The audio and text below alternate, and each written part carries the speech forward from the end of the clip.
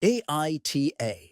If I ratted out an online cheater that just got married, I had this situation with a guy a few years back that lasted for 2 years.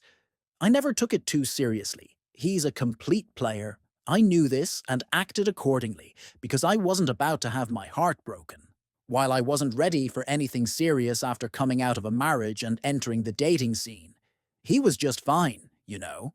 Eventually, though, I was ready for more, so I moved on.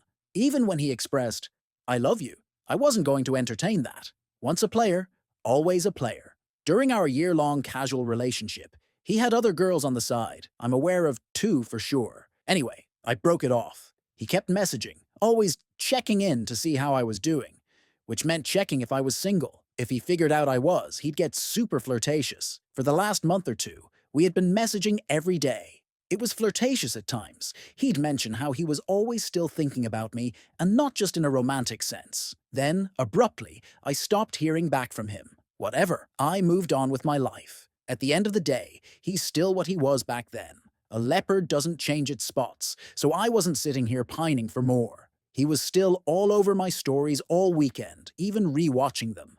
So I figured it was just a matter of time before he'd be back in my inbox.